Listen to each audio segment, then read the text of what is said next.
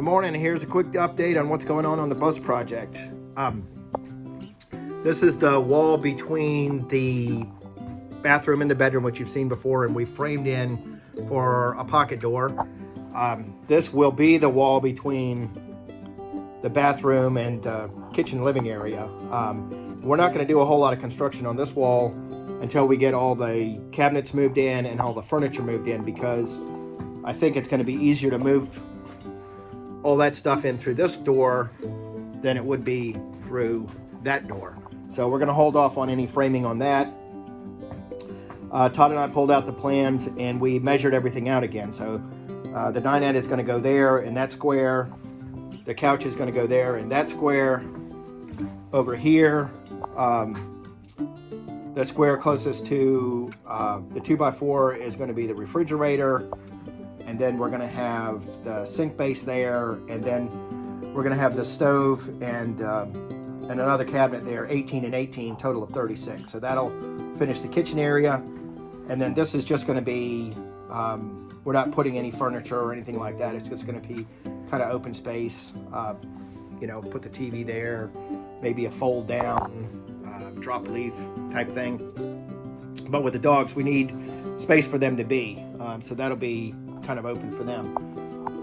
Okay, so the second task for today is we're figuring out where the windows are going to go.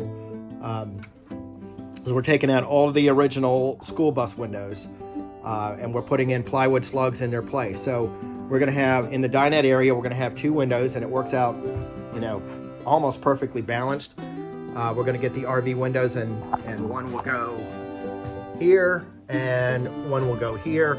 We're going to put the plywood slugs in first, and then when we get the windows in hand, which I'm going to order today, when the windows come in, they will come with a template, and then we can cut the window out exactly where we want it. We can tape the template up and kind of eyeball it and stuff like that and get that exactly right. Same thing for here for the couch. We're going to put a good sized window right there where that window is, and then over here in the kitchen, we're going to put one right about here, and that'll take care of, you know, letting in plenty of light, and we'll have a window to open when we're cooking. So if there's any flambe, unintended flambe, that can vent the smoke and the fumes out the window. All right, here's something else we talked about. The original heater hoses come out of the motor, and then they ran up along the side of the bus. There was heater box, more hoses, heater box, and then it ran into the dashboard for the driver's heat. But we've taken all that out because we did the demolition and we need the room. Now we need to think about putting them back in. If we don't put them back in, then the driver will not have any heat, and we won't have any heat while we're driving. So we're going to do that. What we're going to do is we're going to take a slice out of the plywood. We'll remove the foamular underneath, and then we'll put the heater hoses in that void, and then put the plywood back on top. So that'll give them a nice secure place to be. They'll be protected, and then we can pop them up wherever we want to relocate the heater boxes. I'm thinking we'll probably put one back here in the bedroom area, and then one up in the living room area. We got our metal ordered earlier in the week, and we ordered it from metal supermarkets, which was just terrific. After trying several places on the phone and also online, it was very frustrating because most of the time somebody might answer, they might not. They'll take your order, they might not take your order, and they may or may not give you a quote.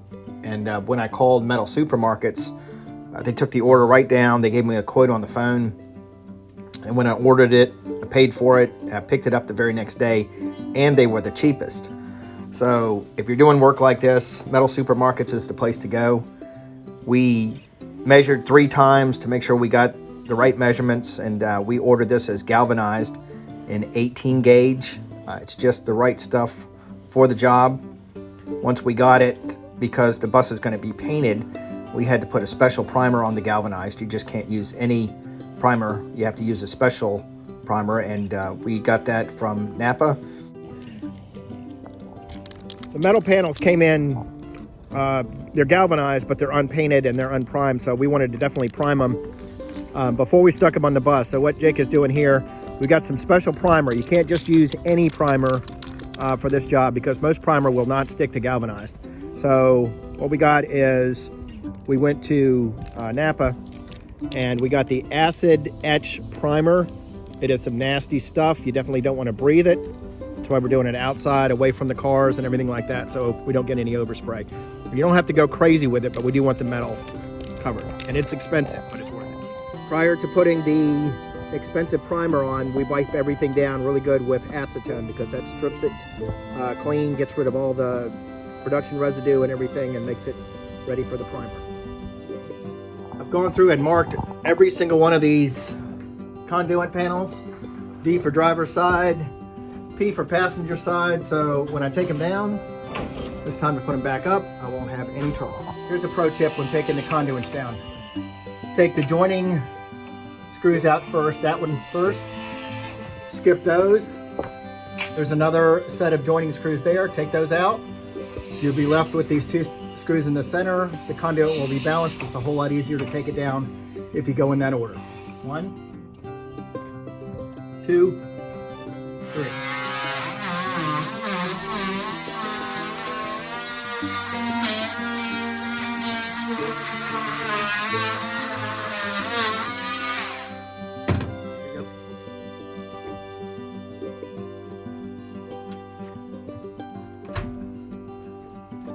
At the wire. There you go. Really nice That's all it takes. And we are putting the same clips that came out of the windows back in, now that we're getting the wood installed. And here's a pro tip. These look like Phillips head, but they really work a lot better with the square drive. It works out a lot better. Less stripping. All right, and we are ready for the skins.